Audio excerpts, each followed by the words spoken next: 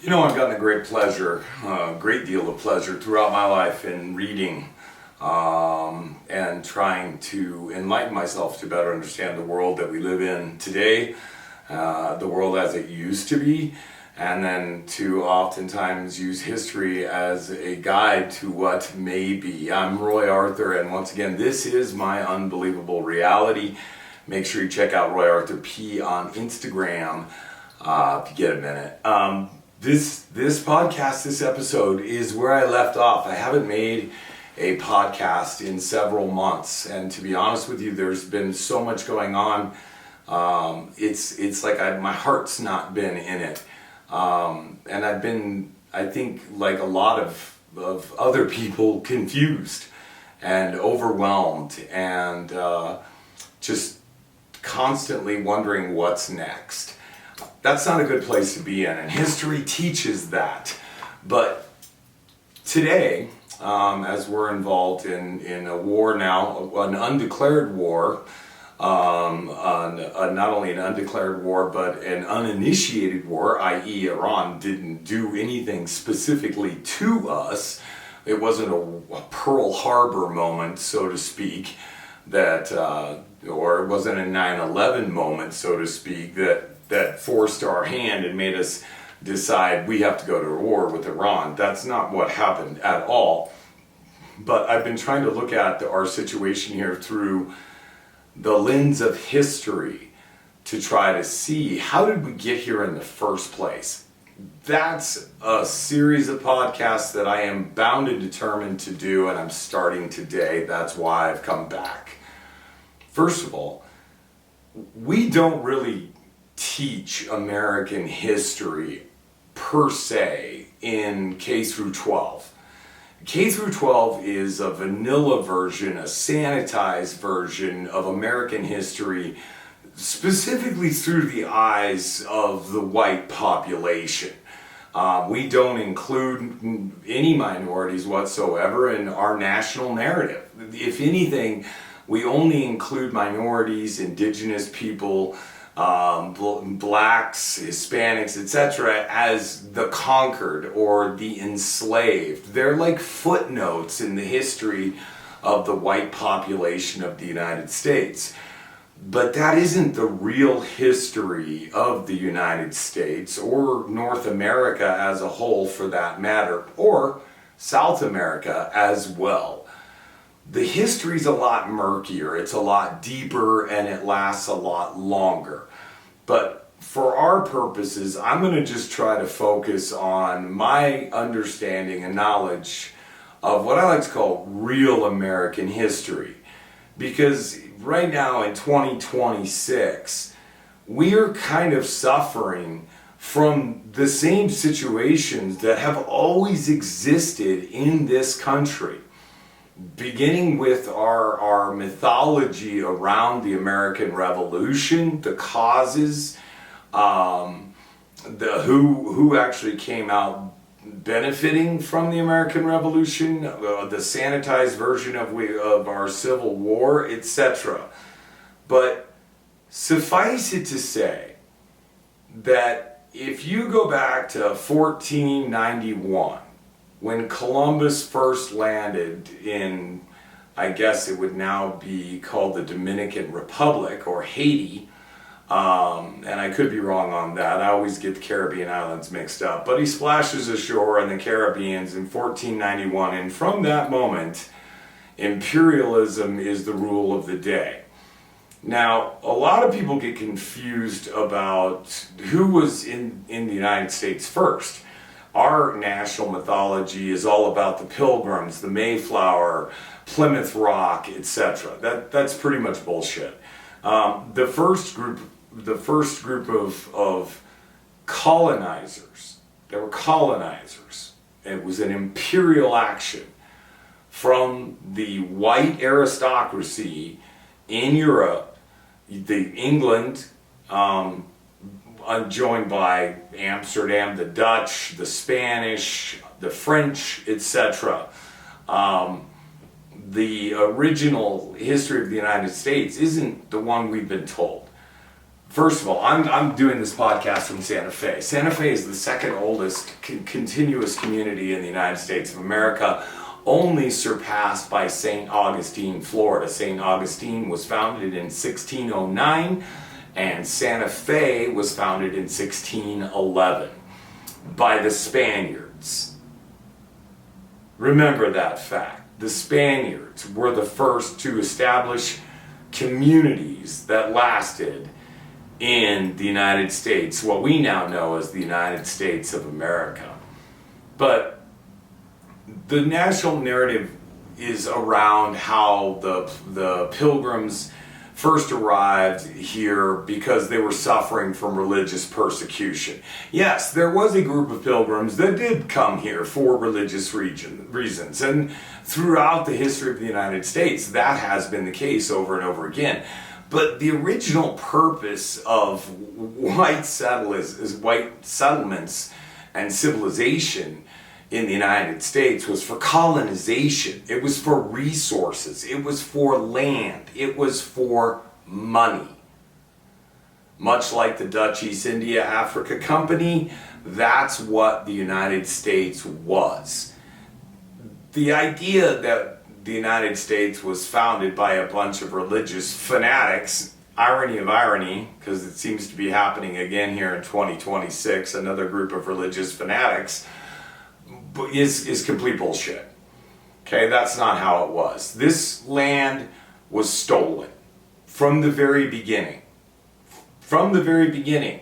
We don't have a lot of tribal history to know about what was happening with the indigenous communities in North and South America. We don't have that information anymore because we conveniently destroyed it as we were busy committing genocide and destroying them. And I hate to use the blanket term we. These were ancestors 400 years ago.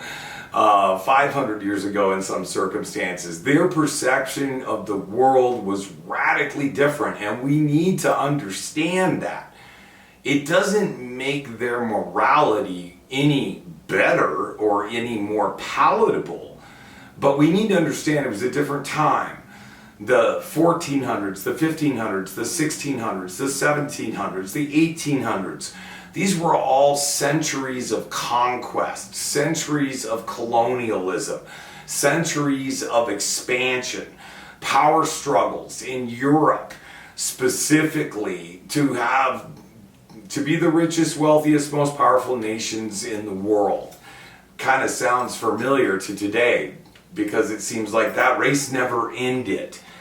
But the history of the United States is not the one we've been told, and it's not the one we have been taught. It's nowhere near that.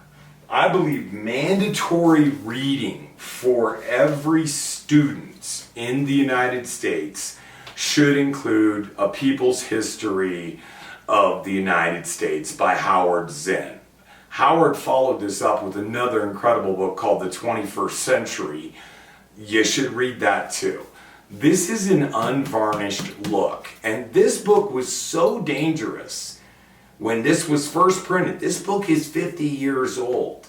That the US government tried to get it blacklisted so that no publishing house would publish it. This was so radical at that time.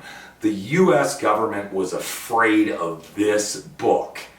Because an enlightened populace, one that sees truth and not mythology, is much harder to convince.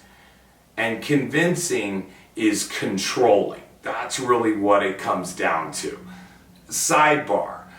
When we're trying to explain definitions so people can understand them, that's what I'm trying to do. For example, propaganda and marketing are the same thing. It's the same thing. It's just a different word. But propaganda and marketing have the same result, and that is to convince you of something. Either to believe something or to buy something. Don't get confused, because we hear a lot of bullshit about propaganda this, propaganda that. Fuck that. Social media, same thing. Propaganda and marketing are the same thing. It's just somebody trying to sell you something, either to believe or to buy. The end. I know after 40 years in marketing what the hell I'm talking about. But this book should be mandatory reading in every one of our schools. And if there's ever a third party, a legitimate third party, that ever gets control of this country and can do something about our educational system, which is a complete clusterfuck, I hope they include Howard Zinn. Howard is a national treasure. There's another book here that I've gone into before that I think this is a great book, For God, Country, and Coca-Cola. Did you know that Coca-Cola is our national drink? Coca-Cola, sugar water, is the #1 drink in the world. This is carbonated water, caffeine, and sugar. And it's the #1 drink in the world. Coca-Cola is more suited for hummingbirds than for human beings. This is a book for another day. If you get a chance to pick up a copy, they're hard to find. It's a really mind-blowing read because the myth of Coca-Cola starting with cocaine in it is absolutely true. There was a cocaine epidemic in the late 1800s, in case you did not know that, that swept the entire globe and lasted for about 40 years till people started really getting hooked and fucked up, and then they were like, maybe this coke shit isn't so good. And crazy, cocaine was seen at that time as a cure for morphine addiction, i.e. heroin addiction, from all the soldiers that have come home from the Civil War that were wounded in battle, treated with morphine, and then got hooked. This is history repeating itself, which is why I wanted to do the podcast, because if you're of a certain age, you'll remember the heroin scourge in the United States in the 1870s, which then became the cocaine scourge in the 1880s, and hence the war on drugs that we're still fighting now in 2026. I meant 1980s and 1970s. My bad. Anyway, history repeating itself. People get addicted to heroin. Crack cocaine is a cheaper alternative. There you go. Bizarre, but true. From the very beginning, the United States was the kind of the experiment for capitalism. And it was capitalism originally based on the British style, and capitalism and colonialism form a really nice pair, because capitalism is all about extraction of resources and exploitation of labor. Exploitation of labor and extraction of resources. And colonialism is specifically for the purpose of extraction, and you need to exploit the natives to extract the resources to enrich the original empire. So for example, use this as an example so you understand. It's Britain taking over India to extract the resources of India to make Britain, the colonizer, a greater nation, a richer nation. And they did that through the first company in the history of the world, the Dutch East India Company. You can look it up. That was actually the very first articles of incorporation, the very first real grasp at capitalism came from the English. Thank them very much. And capitalism is a great system if it works correctly and it's not corrupted. But that right there is the oxymoron of humanity. It is impossible for money, success, power, etc. not to corrupt.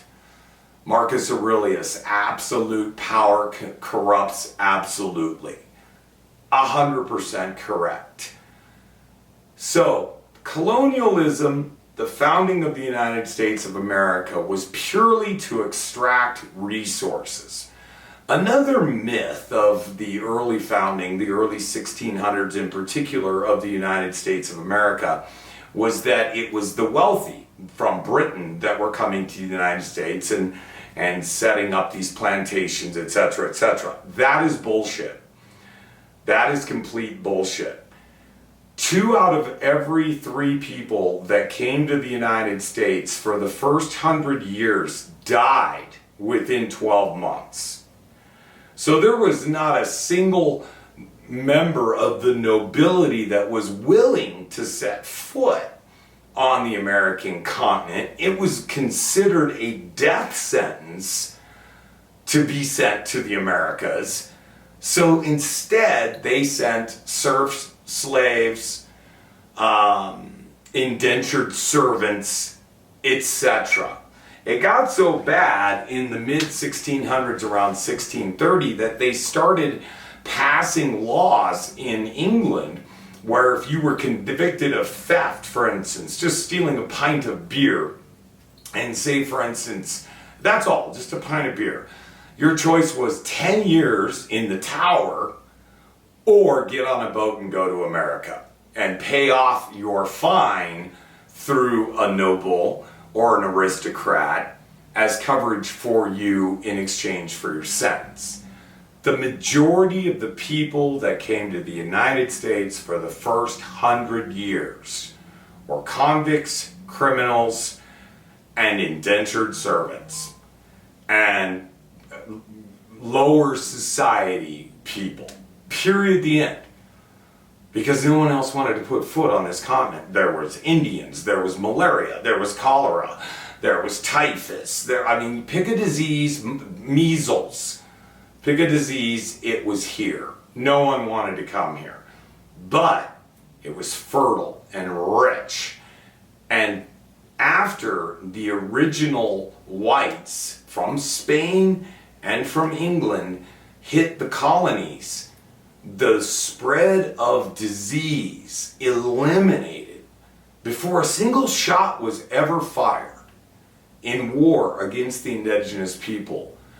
Estimates are that 60% of the populations had already been decimated by disease. So it's really no wonder that when they saw boats in the ocean, they were less than welcoming to the people that were in the boat.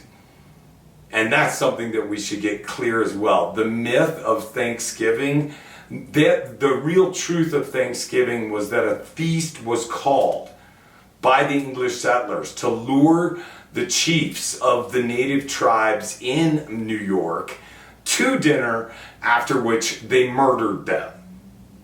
It wasn't a picnic. It was a play. It was a ploy. And that is truthfully the history of the United States. It began with the Indians, knowing no better, welcoming settlers, saying, sure, go right ahead, because they did not believe in owning the land. They had no concept of ownership. It did not exist for them. For them, the land was for everybody, although they did fight over it and divide it, etc. They believed that they never actually owned it. They just controlled places. That's very important to remember later as we move along. A guy named Custer found that out the hard way in the late 1800s. A story to be told. Anyway, the mythology of the founding of the United States permeates every aspect of our culture. The mythology of the self-made man, of the pioneer, of the Daniel Boone. Another great example. Daniel Boone was trespassing on Shawnee country, Shawnee land, when he founded Boonesboro. He violated a treaty that the British had made with the Indians that we would never cross over the mountain range to the other side, to the Missouri River Basin, to the Mississippi River Basin, etc. That we would go no farther than the Adirondacks. That also, by the way, folks, is the #1 reason for the Revolutionary War. It wasn't about a tea tax. It wasn't about a mad king. It was about land. George Washington was a surveyor, What a surveyor does is he goes out and surveys suitable land for different applications. In his case, he was looking for farmland. When George Washington became president of the United States, he was the largest landowner in the United States at that time.